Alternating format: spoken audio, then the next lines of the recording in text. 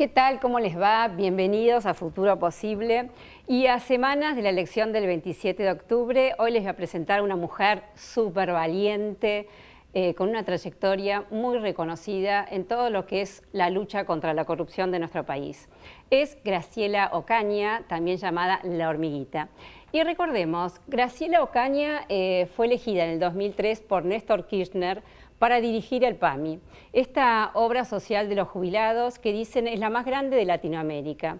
En la Argentina cuenta con 3.200.000 jubilados que, digamos, no están del todo bien. Bueno, allí Néstor Kirchner pidió sanear este organismo, como también levantarlo.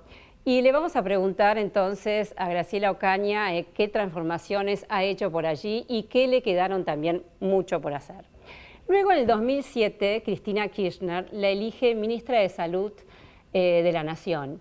Y bueno, allí, recordemos, se enfrentó también con las obras sociales, ¿no? Con los referentes de las obras sociales, un tema muy difícil. Pero en estos días, y si usted abre la página de Graciela Ocaña o escucha por allí, el eslogan de su campaña es «Cortemos boleta por la hormiguita». Bueno, ya le vamos a preguntar por qué va a la legislatura siendo también diputada nacional. Esto y mucho más en unos segundos, ya volvemos.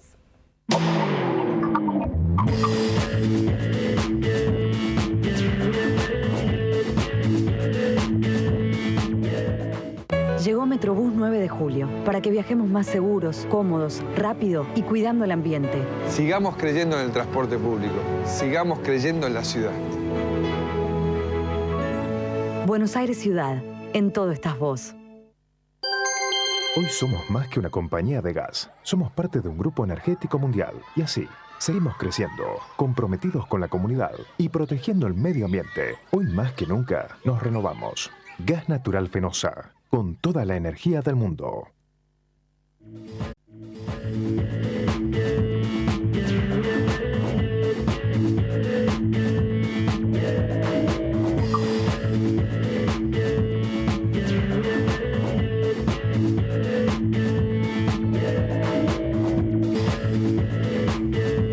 Como les dije, tengo mucho gusto en presentarla en mi programa a Graciela Ocaña. Muchas gracias por venir, Graciela. No, gracias por la invitación. Bueno, vamos a la primera pregunta. ¿Por qué la política? ¿Por qué te metiste en política? ¿Y desde cuántos años? ¿Hace cuánto? Y yo milito desde que era muy jovencita. Te diría desde el regreso de la democracia. Yo soy parte de la generación que votó a los 23 años por primera vez en democracia. Y hacia el fin de la dictadura, el año 82 y el 83 fundamentalmente, bueno, sentí como una vocación por participar. Comencé a estudiar licenciatura en Ciencias Políticas porque me interesaba al mismo tiempo que la militancia. Saber un poco más. Claro, el capacitarme para poder llegar a resolver desde una perspectiva técnica y con conocimiento muchos de los problemas que tenía. En ese momento me acerqué, bueno, al peronismo, en La Matanza, donde yo nací, y trabajé mucho con lo que fue la renovación peronista y básicamente estudiaba, bueno, trabajaba y también hacía algún tipo de militancia social. En aquellos años iba mucho a los barrios a trabajar como trabajo solidario, es decir, hacer las veredas, a mejorar el hábitat de los vecinos. Y bueno, y estuve trabajando también mucho en esos años con lo que fue mi tesis cuando me recibí sobre el municipio como un canal de participación y la importancia que tenía el municipio como la base de las instituciones democráticas, pero a su vez como el mayor canal de participación y de resolución de los problemas del ciudadano, del vecino. Por eso hoy estás como candidata a legisladora porteña, pero vamos a ir al final, pero me imagino, ¿no? Después de mucho tiempo. Sí, así es como que siempre tuve esta idea de que es desde lo local como se resuelven los problemas y máxime después, bueno, de la globalización. Creo que en el mundo esto está bastante estudiado y mostrado. Pero bueno, siempre me interesó y hago política porque creo que la política es una herramienta de cambio y de transformación de la vida, de las sociedades, de cambio y de transformación de los individuos que viven una en esa herramienta sociedad muy importante y para que es transformar. central, digamos, porque Claro. muchas veces nos pasa, ¿no? Yo cuando dejé la función pública empezamos a trabajar en creamos una fundación con amigos, con gente que también tenía el mismo compromiso por las políticas públicas. Y vos intervenís porque podés aportar soluciones, todo lo más, pero la verdad es que es desde el Estado donde transformás. Quizás puedas resolver muchos problemas y hay muchísimas instituciones de la sociedad civil y muchos ciudadanos comprometidos que trabajan en el día a día por mejorar la vida de la gente, pero es el Estado, yo siempre le digo a ellos, que tienen que involucrarse y participar en política, porque la política es muy importante como para dejarlas en manos de élite. Entonces, que ese elemento tan transformador en manos de gente tan innovadora, muchas de ellas gente muy joven, a mí, por ejemplo, ahora en esta aventura Sí. de intentar tener un lugar dentro de la legislatura de Ciudad de Buenos Aires, me acompañan muchos jóvenes. Ellos, la verdad que tienen muchas ideas nuevas que a veces uno con la edad va perdiendo, las innovaciones, las transgresiones. En eso creo que yo no he perdido mucho porque soy bastante transgresora. Y para igual la te mantenés muy política. joven también. Bueno, muchas Sos joven. gracias.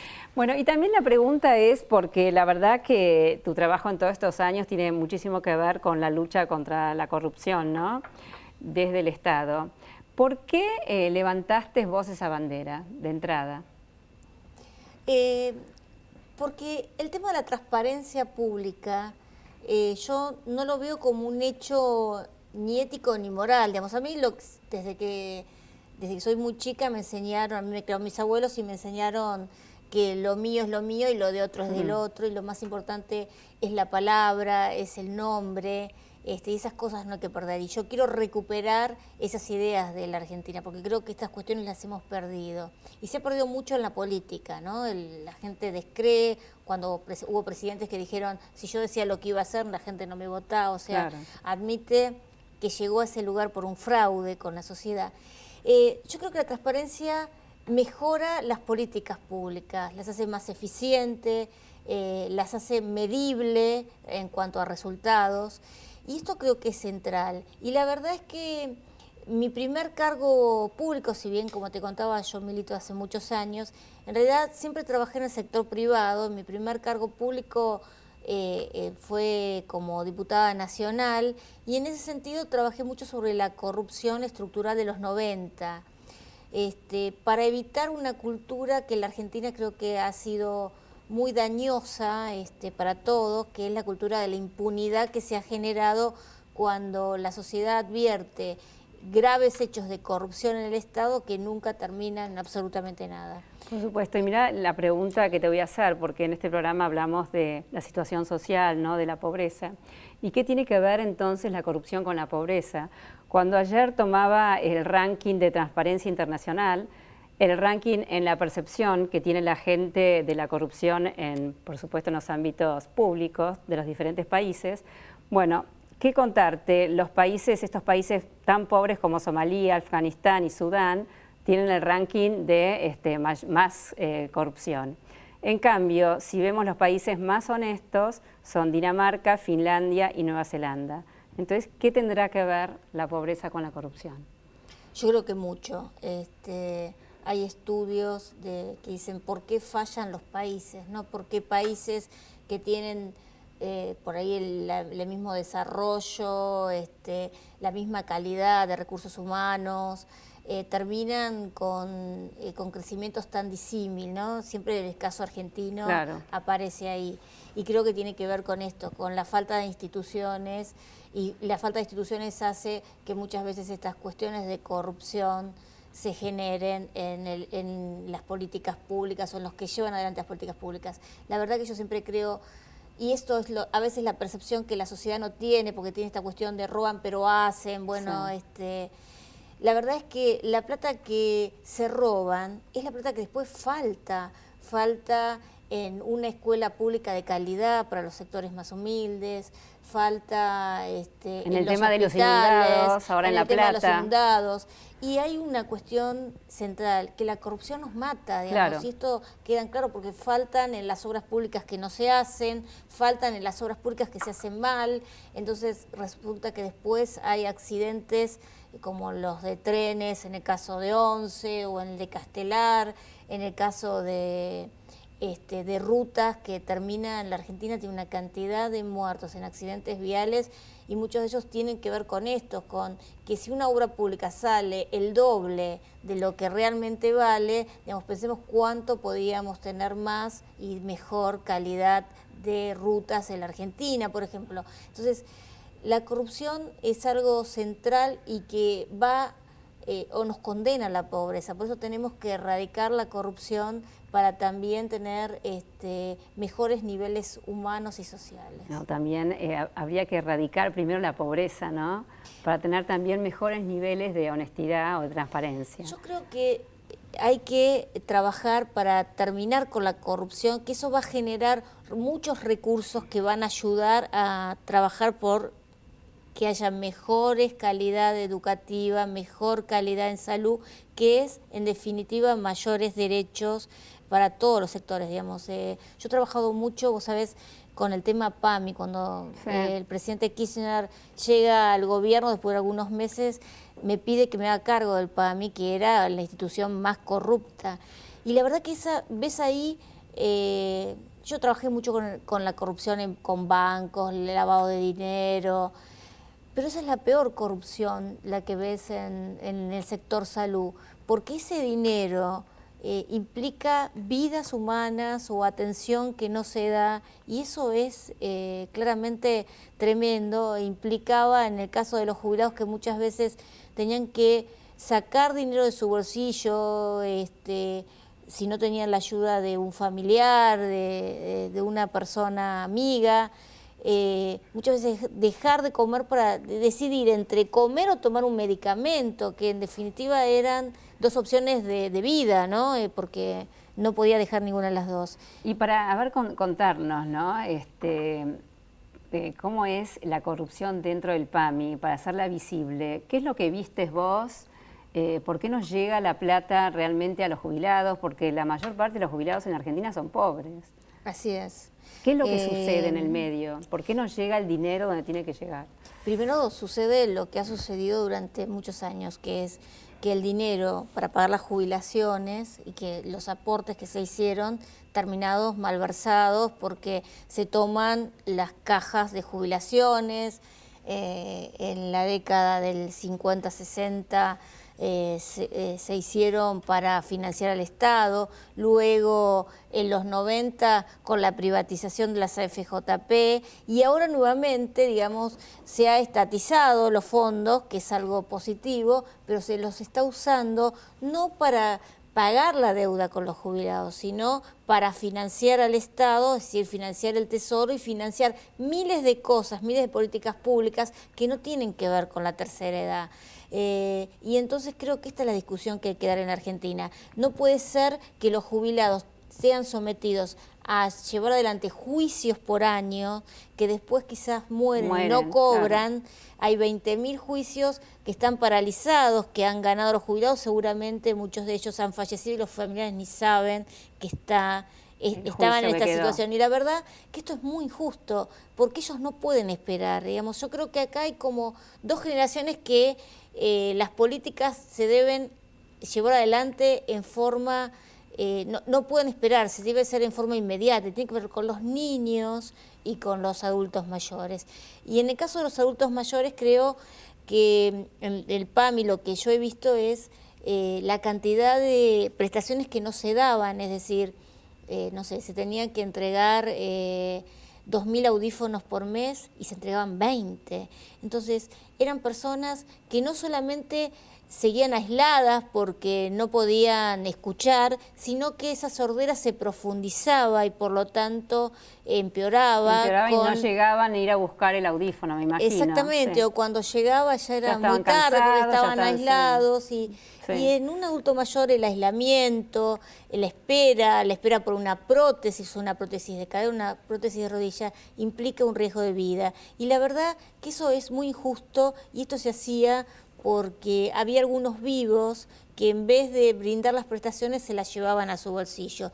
El caso de la mafia de los medicamentos, claro. Esta estafa que se hacía con personas gravemente enfermas, que quizás en ese medicamento tenían la esperanza de mejorar, de curarse o de extender su vida. Y hubo gente cruel que por llevarse unos pesos, sean empresarios, sindicalistas, políticos, los condenaron a la muerte, y eso la verdad que es una cuestión imperdonable y ojalá la causa que ahora se elevó a juicio pueda determinar la máxima responsabilidad para que ellos llevaron adelante estas medidas, porque se escudan en que esa gente iba a morir. Sí, bueno, todos vamos a morir un día, pero todos tenemos derecho a morir dignamente, a tener las prestaciones que debemos tener y a tener acceso a los medicamentos. Creo que estas cuestiones, cuando se vulnera un derecho humano básico. No, me parece salvaje, ¿no? Es un tema moral, pero es salvaje.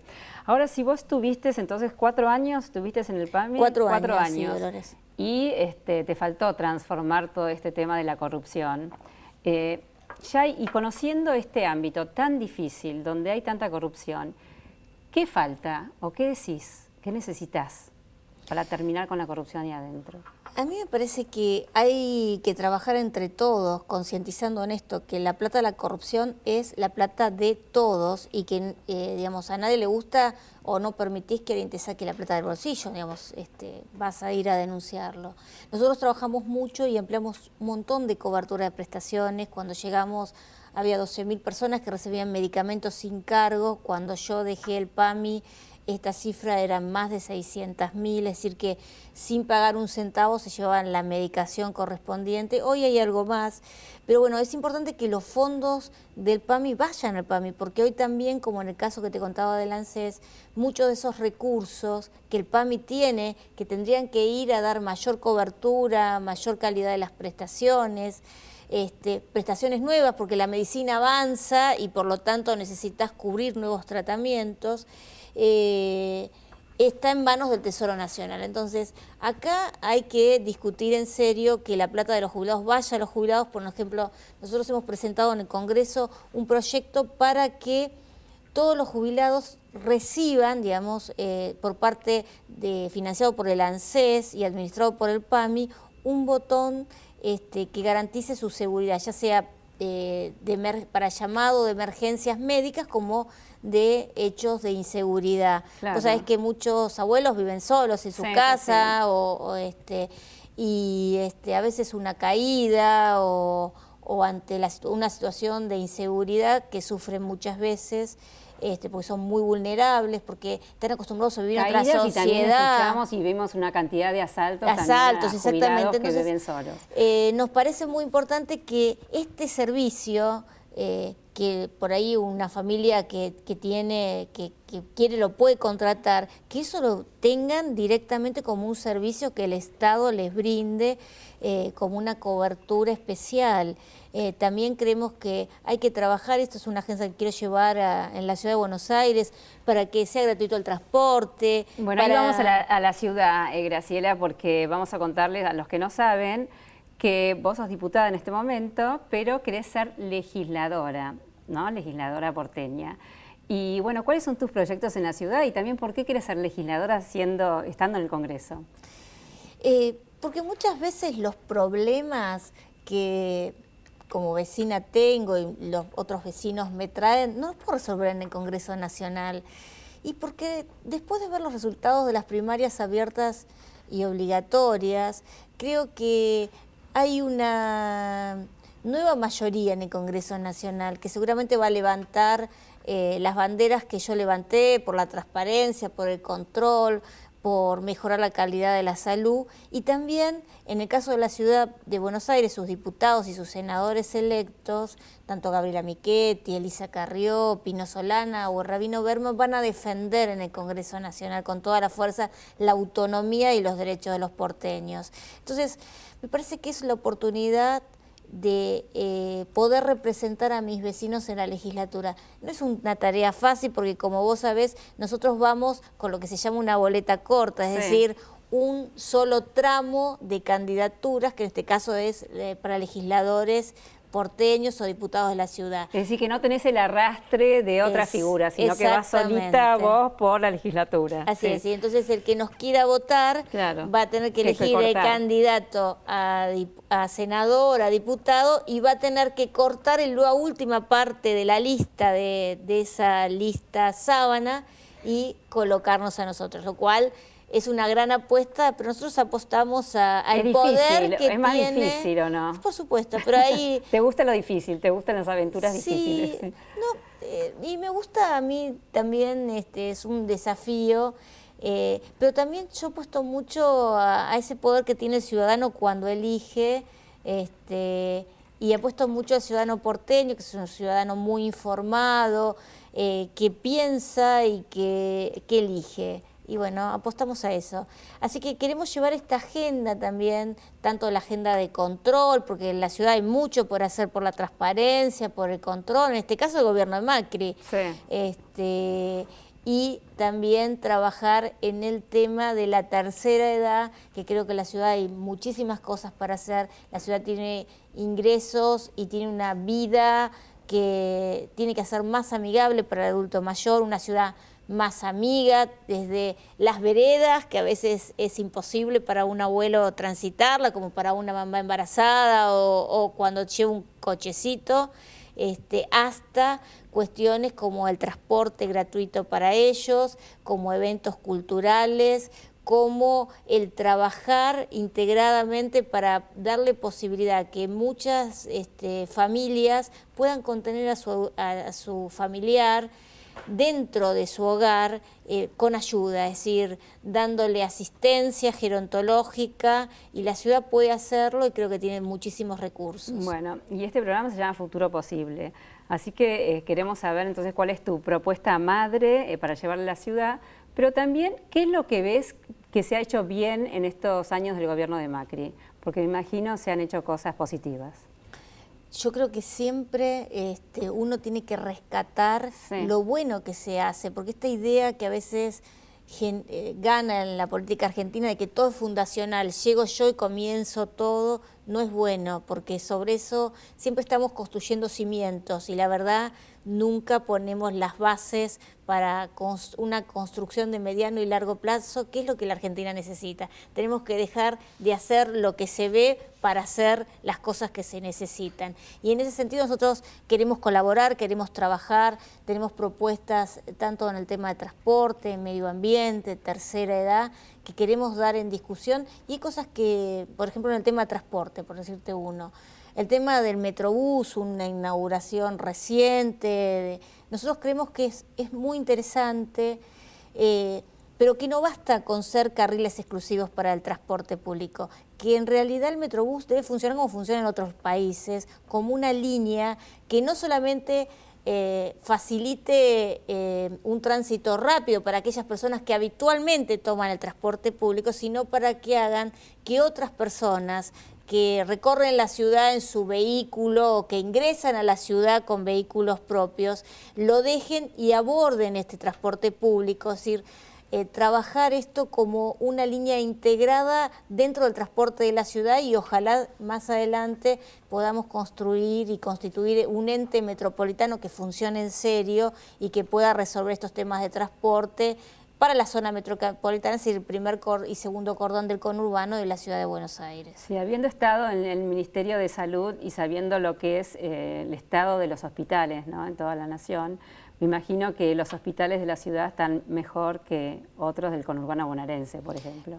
La ciudad tiene una red sanitaria muy importante, que no solamente, digamos, y que de hecho hoy atiende a los vecinos de la Ciudad de Buenos Aires, sino también a su área de influencia, exactamente. Y esto debe hacerlo, pero tenemos que también integrarlo en una política general, porque muchas veces lo que sucede es que el hospital termina atendiendo todo de urgencia. Tenemos que trabajar en turnos telefónicos, tenemos que trabajar una integración con el conurbano, básicamente colaborando con ellos para poder hacer la atención primaria en el territorio del conurbano sin la necesidad de que vengan al hospital público y trabajar también con un hospital público de 24 horas, no solamente que trabaje a la mañana, sino que trabaje también con contraturnos a la tarde. Los turnos sean todo el día. Exactamente, porque la verdad que la estructura sanitaria es muy interesante,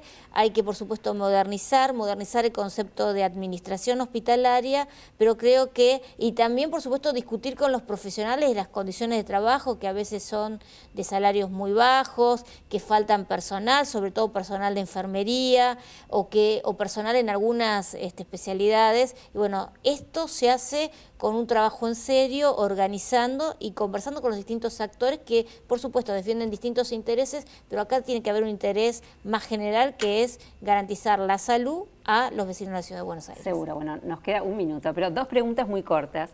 ¿En algún momento pensás que vas a volver a estar con Lilita Carrió en el mismo partido político? ¿Todo puede ser en la vida? Puede ser, digamos, lo que estoy segura que nunca dejamos de estar con Elisa Carrió es en la pelea por la verdad, por la justicia, contra la corrupción. En eso las dos, más allá de algunas diferencias en algún momento, las dos siempre peleamos por eso. Y la verdad que esto es lo bueno, que la gente honesta, la gente que cree que la verdad existe, pueda trabajar en conjunto. Y hay muchas otras personas con las cuales trabajamos, y la verdad que si los argentinos tratáramos de hacer hincapié en las coincidencias más que en las diferencias, que a veces nos pasa en la política, en las ideas más que en las personas, seguramente estaríamos todos mucho mejor. Y la última, ¿por qué te dicen hormiguita? Bueno, ese es un sobrenombre que me puso Lilita en su momento, porque dice que yo le hacía trabajando y que iba y buscaba elementos y bueno, que era muy trabajador y hacía acordar a las hormiguitas que ella veía en su Chaco natal. Bueno, te queda muy bien este sobrenombre. Muchísimas gracias, Graciela, por venir a este programa, y te deseo toda la suerte del mundo, y me encantaría que estés en la legislatura porteña. Bueno, ojalá, va a depender de los vecinos, que corten boleta y nos voten. Bueno, gracias. Y a ustedes muchísimas gracias, y nos encontramos dentro de una semana.